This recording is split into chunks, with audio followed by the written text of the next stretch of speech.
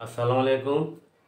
আমি হরিপদ চৌধুরী, সহকারী শিক্ষক, কুমিল্লা মডার্ন হাই স্কুল। তো আজকে আমি এই করোনাকালীন সময়ে আমাদের প্রধান শিক্ষক মহোদয় অনলাইনে ক্লাসের ব্যবস্থা করেছেন এই দুর্যোগকালীন সময়ে। আজকে আমরা গদ্যাংশের তুলপার প্রবন্ধটি নিয়ে আমরা আজকে আলোচনা করব। মূল বিষয় সৃজনশীল এবং এমসিকিউ। এখন আজকে এই গদ্যাংশে আমরা আলোচনা করব। আমাদের প্রবন্ধের নাম তুলপার, কবি শওকত উসমান, গল্পের নাম তুলপার, গদ্যাংশের। তাহলে আমরা প্রথমেই তুলপার যে প্রবন্ধটি কবি এখানে ব্যক্ত করেছেন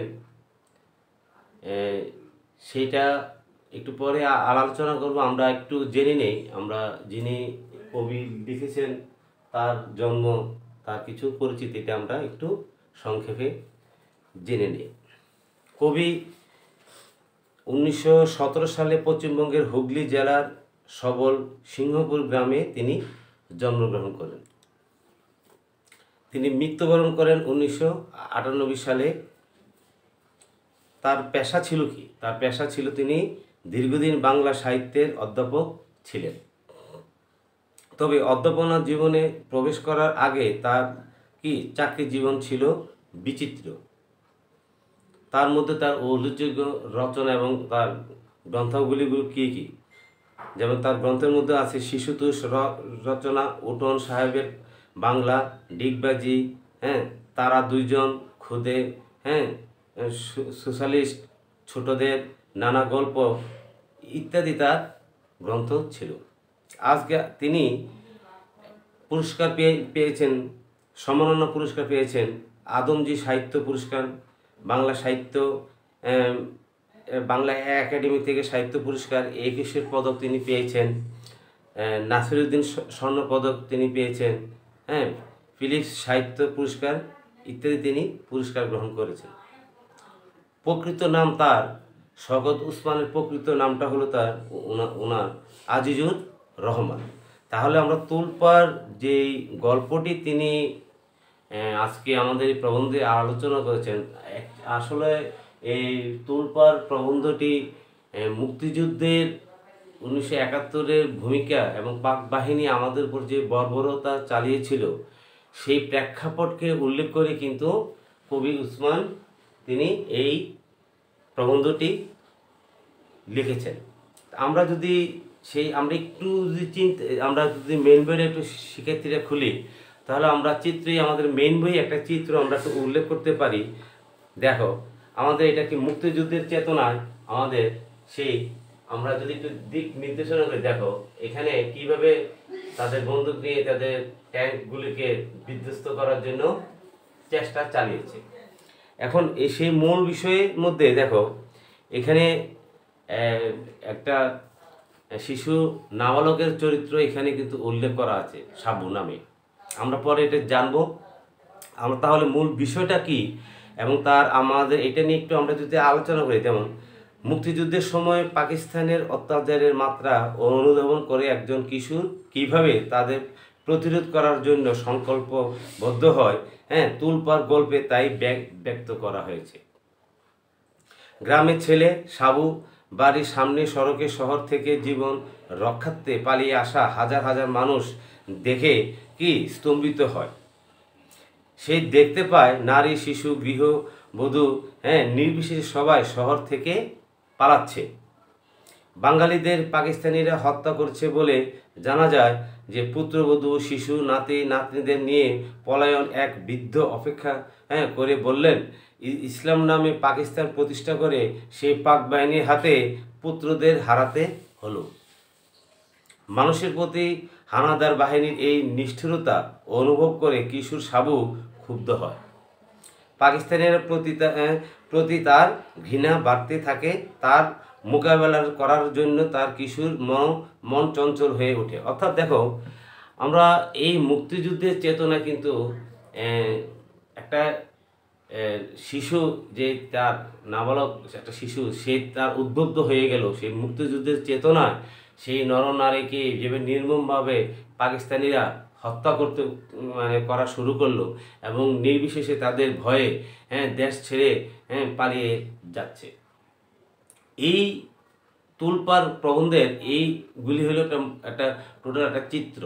এখন আমরা এই প্রবন্ধের এই সার্বিক দিক চিন্তা করলে আমরা মানে বলতে পারি যে মুক্তিযুদ্ধের চেতনা উদ্বুদ্ধ একটি নাবালক শিশুর এখানে চিত্র ফুটে উঠেছে এই প্রবন্ধে।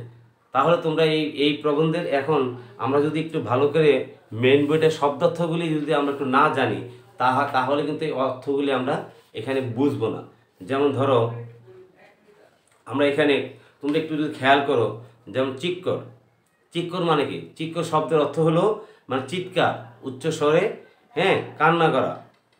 পাঞ্জাবি মিলিটারি, পাঞ্জাবি মিলিটারি কি? পাকিস্তানি পাঞ্জাবি মিলিটারি একটা রেজিমেন্ট, একটা সৈনিক।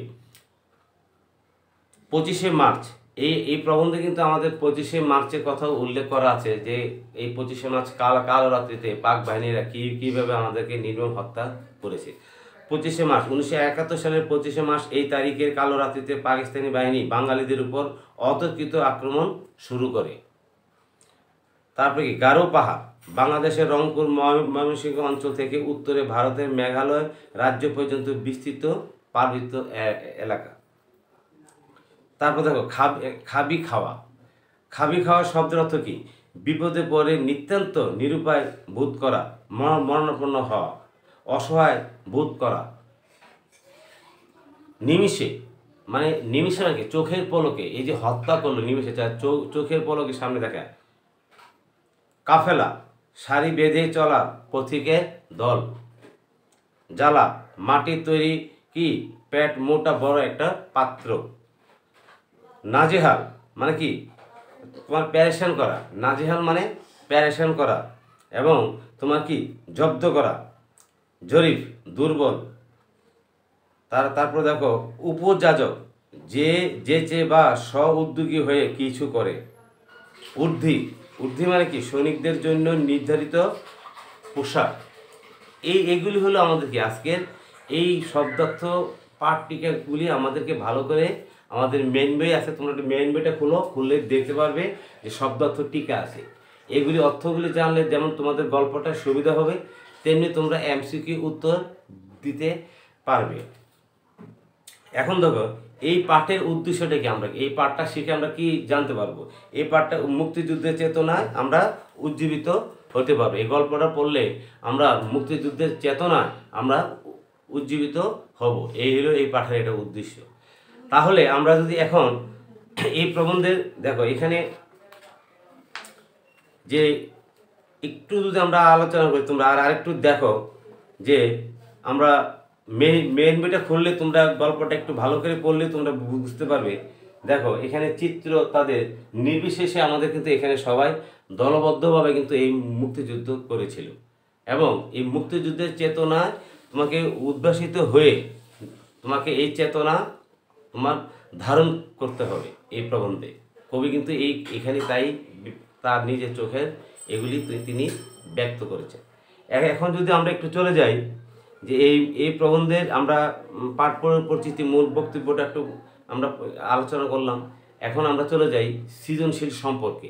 তাহলে আমরা মেন বইয়ের সৃজনশীলটা আমাদের কি আছে দেখো, আমরা যদি একটু ভালো করে খেয়াল করি, দেখো আমরা আরেকটু আর এখানে দেখো মুক্তিযুদ্ধের যে চেতনার কথা কবি বলেছেন, সেই সাবু একটা শিশু, সেই যে উদ্বুদ্ধ হয়ে সেই যে মানুষকে সেবা করার জন্য তার যে নিবেদিত প্রাণ, সেই কথাই কিন্তু এই প্রবন্ধে ব্যক্ত করা হয়েছে।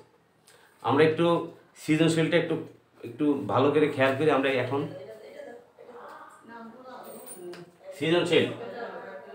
সৃজনশীলে দেখো আমরা একটু সৃজনশীল প্রশ্নটা একটু খেয়াল করো। তোমরা বইটা একটু খুলো। সৃজনশীল আমাদের মেন বইয়ের সৃজনশীলে দেখো এখানে কি বলা আছে? বলা আছে রিকশায় ধাক্কা খেয়ে পড়ে গিয়ে আমিন সাহেব পায়ে ভীষণ ব্যথা পেলেন। ফারুক তাকে উঠিয়ে পরিচয় জিজ্ঞেস করায় তিনি বললেন, আমি মুক্তিযোদ্ধা আমিন। ফারুক তাকে সালাম জানিয়ে কাছের বন্ধুদের ডেকে এনে তাকে হাসপাতালে নিয়ে চিকিৎসার ব্যবস্থা করে। মুক্তিযোদ্ধা আমিন সুস্থ হয়ে ফারুককে কিছু বকশিস দিতে চাইলে ফারুক একজন মুক্তিযোদ্ধার সেবা করতে পারাকেই বড় বকশিস বলে জানায়। তাহলে সাবুর মায়ের নাম কী ছিল?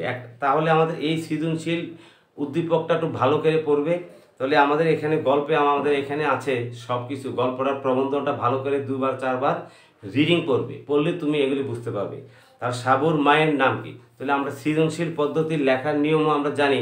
প্রথমটা জ্ঞানমূলকটা হবে 1 লাইনের মধ্যে, তারপর অনুধাবন 2টো প্যারা হবে, প্রয়োগ হবে 3টি প্যারা, উচ্চতর দক্ষতা 4 নম্বরের জন্য 4টি প্যারা হবে। তাহলে প্রথম প্রশ্নটা হলো আমাদের ক হলো সাবুর, আমাদের বইয়ের আছে সাবুর মায়ের নাম কি?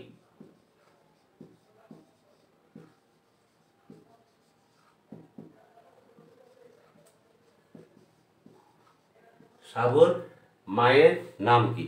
তোমরা এখানে প্রবন্ধে তোমরা নিশ্চয়ই বুঝতে পারো সাবুর মায়ের নাম কি। এখন এই জ্ঞানমূলক প্রশ্নের মধ্যে এখন দেখো আমরা জ্ঞানমূলক প্রশ্নের মধ্যে কিন্তু আমরা কি জানতে পারো? সাবুর মায়ের নাম কি? তাহলে আমরা বলতে পারি সাবুর মায়ের নাম কি, মানে জৈতুন বিবি। এর নাম হলো কি? জৈতুন বিবি। তাহলে উত্তরটা হবে জৈতুন বিবি। এখন এই জ্ঞানমূলক প্রশ্নটা কিন্তু তোমার এমসিকিউর মধ্যেও তোমাকে থাকতে পারে। তো এইটার জন্য কিন্তু আমাদের নাম্বার হবে 1 নাম্বার। এরপর আমরা চলে যাব অনুধাবন।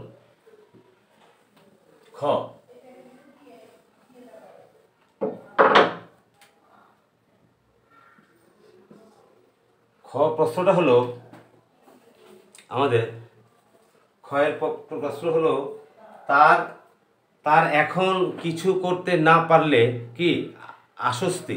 সাবুর এই মনোভাবের কারণ ব্যাখ্যা করো। এখানে বলছে তার এই সাবুর এই কারণটা ব্যাখ্যা করতে আমাদেরকে বলেছে। তাহলে আমরা কি করব? 2টো প্যারার মধ্যে কিন্তু আমরা এটা লিখব। তো কি লিখব? আগে 5 ফরমাস, খটিতে কি বিরক্ত লাগলেও যুদ্ধের সময় অসহায় মানুষের সাহায্য করতে না পারলে কি অস্বস্তি, বা অস্বস্তি হয় সাবুর। শহর থেকে হাজার হাজার মানুষ জীবন বাঁচাতে সাবুদের গ্রাম পার হয়ে পালিয়ে যাচ্ছে। মানুষগুলো এই পরিস্থিতি দেখে সাবুর মনে তাদের কি সাহায্য সহযোগিতা করার ভাবনা কি তাদের উপস্থিত হয়। আলোচ্য উক্তিতে সাবুর মানসিক অবস্থা কি এখানে নির্দেশ করা হয়েছে। এখন ধরো এই 2টো প্যারার মধ্যে আমাদের এটা লিখলাম। এইবার আমরা প্রয়োগ প্রশ্নটা আমরা দেখি। তো প্রয়োগ প্রশ্নটা আমাদের লিখি আমরা। দেখো তো এটা গ গেল, এবার হবে এটা গেল অনুধাবন, চলে গেল 2টো প্যারা 2 নম্বর। এবার গ প্রয়োগ। গ হবে প্রয়োগ প্রশ্ন। সেই প্রশ্নটা হলো তোমার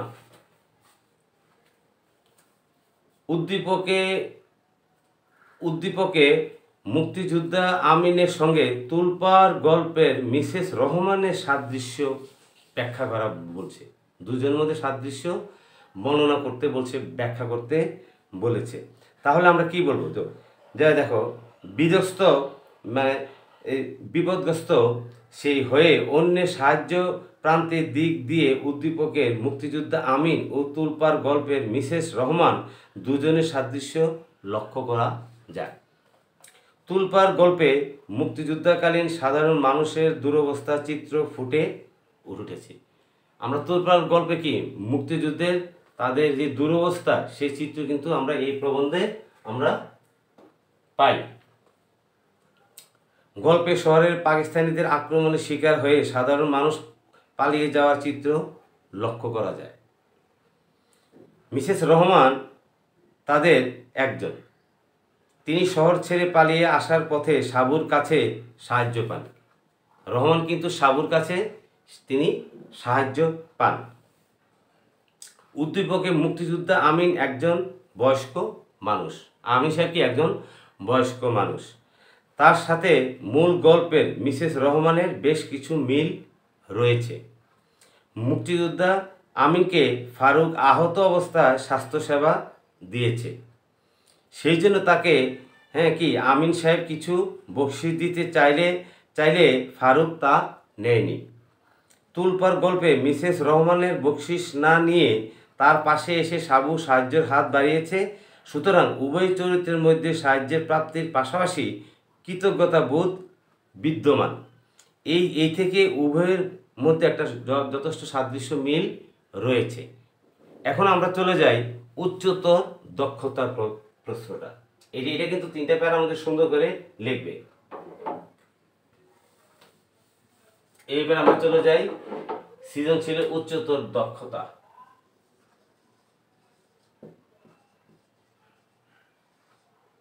এটা হবে গ প্রশ্নটা। তাহলে আমি বলছি তোমরা একটু মেন দিকে তাকাও। প্রশ্নটা হলো আমাদের, তুমি কি মনে করো ফারুকের ভূমিকা তুলপার গল্পের সাবুর ভূমিকেই প্রতিচ্ছবি? তোমার উত্তরে পক্ষে যুক্তি দাও। এটা সুন্দর প্রশ্ন। তাহলে আমরা কি বলবো উত্তরে, যে তুলপার গল্পের সাধুর ভূমিকা পালন করার ভাবাটাই উদ্দীপকের ফারুকের মধ্যে প্রকাশ পেয়েছে। কি মানে এই তুলপার গল্পের সাবুর যে ভূমিকা, সেই ভূমিকেই ভাবনাটাই কিন্তু আমাদের ফারুকের মধ্যে ফুটে কি সুন্দর একটা চিত্র ফুটে উঠেছে। তুলপার গল্পে সাধু পাকিস্তানিদের অত্যাচারের ভয়ে শহর থেকে পালিয়ে আসা মিসেস রহমান নামে এক বয়স্ক মহিলাকে সহযোগিতা করে। মিসেস রহমান ক্লান্ত হলে তাকে পানি পান করিয়ে তৃপ্ত করেছে সাবু।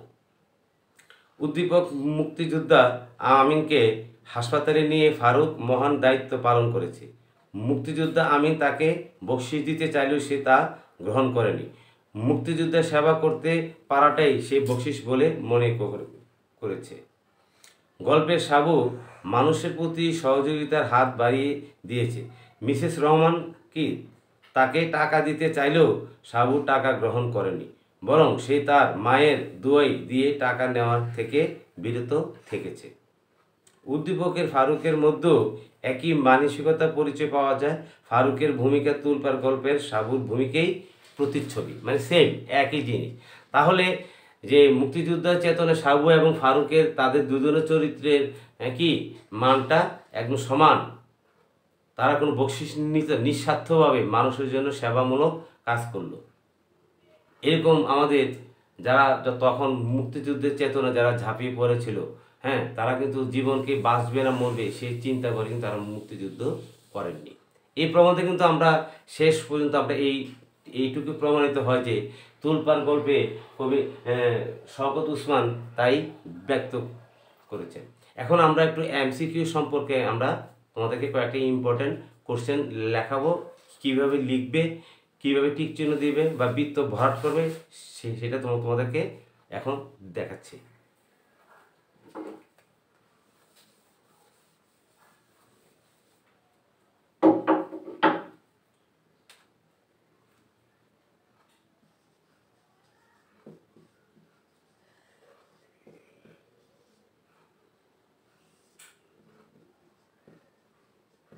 বহু নির্বাচনী প্রশ্ন। তোমাদের এই প্রশ্নের নাম্বার দেওয়া থাকবে 30 মিনিট সময় দেওয়া থাকবে।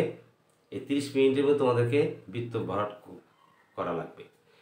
অপশান দেওয়া থাকবে 4টি, এর মধ্যে যেটি সঠিক এটা তুমি বৃত্ত ভরাট করবে খাতায় যখন লিখবে। আর এখন আমরা অনলাইনে যেহেতু ক্লাস হবে, অনলাইনে আমাদের ক্লিক করতে হবে মোবাইলে অপশানগুলি। এখন দেখো আমি তোমাদেরকে 2-4টা প্রশ্ন আমি তোমাদেরকে ইম্পর্টেন্ট আমি বলছি, তোমরা একটু খাতায় বা একটু মনোযোগ সহকারে শোনো। তোমরা একটু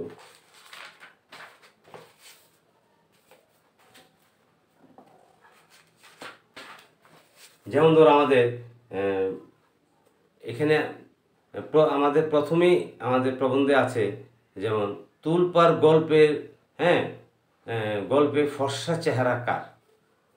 তুলপা 1 নম্বর প্রশ্নটা যদি আমরা ধরি, তুলপার গল্পের ফর্সা চেহারা কার, তাহলে আমাদের 1 নম্বর প্রশ্ন,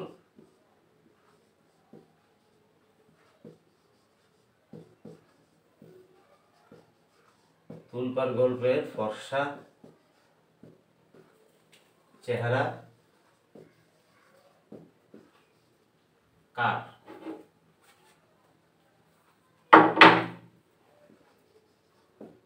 প্রশ্নবোধক চিহ্ন। তোমার অপশন দেওয়া থাকবে ক, ধরো ক তোমার দেওয়া থাকলো কি, পৌর নারীর।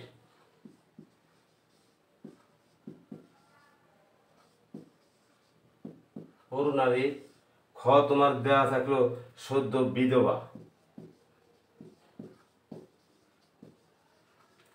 গ তোমার দেওয়া থাকলো তোমার সাবুর। ঘ দেওয়া থাকলো তোমার কি, জৈতুন বিবি। জৈতুন বিবি। তাহলে তোমাকে উত্তর দিতে হবে কি, এটা সঠিক উত্তরটা হবে কি, পৌর নারী। তাহলে এই পৌর নারী, এটা হবে আমাদের সঠিক উত্তর। এইটা হবে আমাদের সঠিক। তাহলে আমরা কি করব, আমরা খাতায় যখন পরীক্ষা হলে লিখব, পরিবেশ যখন আমাদের স্বাভাবিক হবে, তখন আমরা এটার কালো বল পেন দিয়ে আমরা এইভাবে আমরা বৃত্তটা সঠিক, যেহেতু ক, এটা আমরা এইভাবে বৃত্তটা ভরাট করব। আর এখন আমরা কি করব, যখন আমরা এখন অনলাইনে পরীক্ষা দিব, তোমাদের এমসিকিউ প্রশ্ন থাকবে, হ্যাঁ, সংক্ষিপ্ত আকারে, তখন তোমরা এটাকে কি করবে, এই প্রশ্ন অনুযায়ী এই 4টা অপশনের মধ্যে এইটা তোমরা ক্লিক করবা, এইভাবে ক্লিক করবা। ক্লিক করলেই তোমার এটা কি, যেটা সঠিক এইটা তুমি ক্লিক করবা। তাহলে আমরা এইভাবে লিখবো। এরপরে আমরা কিছু ভালো ভালো ইম্পর্টেন্ট, আমি তোমাদের জন্য প্রশ্ন এখানে কয়েকটা তৈরি করে রেখেছি, তোমরা একটু মনোযোগ এইগুলো একটু ভালো করে দেখবে। যেমন ধরো, বাংলাদেশের রংপুর ময়মনসিংহ অঞ্চল থেকে উত্তরে ভারতের মেঘালয় পর্যন্ত বিস্তৃত পার্বত্য এলাকা বলা হয় কোনটাকে, গারো পাহাড়, লালমাই পাহাড়, হ্যাঁ, আলোটিলা পাহাড়, ময়নামতি পাহাড়। অর্থাৎ কি, গারো পাহাড়টা হলো সঠিক উত্তর। এরপর ধরো আমি কিছু ইম্পর্টেন্ট দেখে দেবো, তারপর বলছি। যেমন খাবি খাওয়া শব্দের অর্থ কি, খাবি খাওয়া শব্দের অর্থ কি। আমরা কিন্তু মেইন বইয়ের গল্পটা ভালো করে 2-4 বার পড়লে কিন্তু আমরা এগুলি আমরা পুরোপুরি কিন্তু আমরা জানবো। খাবি খাওয়া শব্দের অর্থটা কি, অর্থাৎ বিপদে না পড়া, বাঁশের তৈরি ডালা, হ্যাঁ, তারপরে কি, লাফালাফি করা, হ্যাঁ, মরণাপন্ন হওয়া। তাহলে কোনটা সঠিক, মরণাপন্ন হওয়া হলো আমাদের সঠিক। তো এইভাবেই আমরা কিন্তু এমসিকিউগুলি আমরা পড়ব। আরেকটা শিক্ষার্থী বন্ধুরা, তোমরা একটু মনে রাখবে, এরপরও কিন্তু আমাদের যে সৃজনশীলের উদ্দীপক তোমার পাঠ্য বইয়ের আলোকে যাই হয়,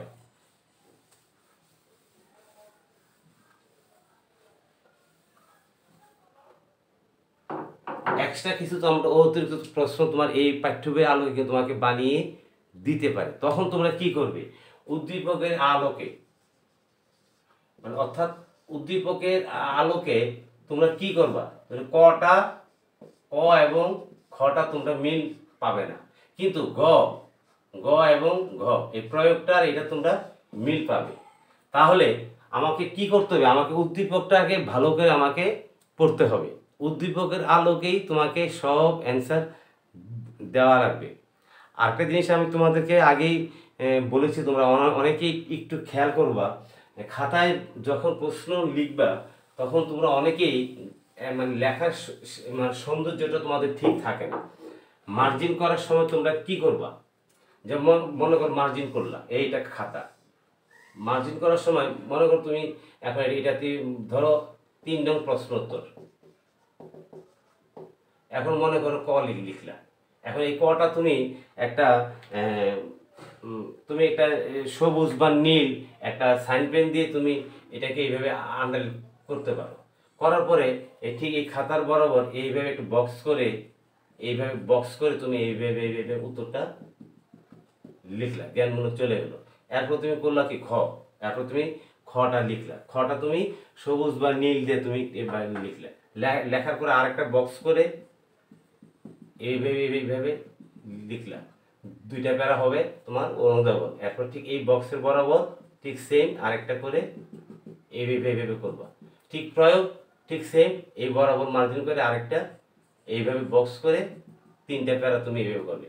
লাস্টে একটা উচ্চতর দক্ষতার প্রশ্ন, লাস্টে একটা তোমাকে একটা লাইন লিখতে হবে। এই লাইনটা না লিখলে তোমার আমাদের উদ্দীপকে কি ছিল, আমাদের উদ্দীপকে ছিল যে আমাদের উদ্দীপকে একটা লাইন তোমাকে এইভাবে ব্যক্ত করতে হবে যে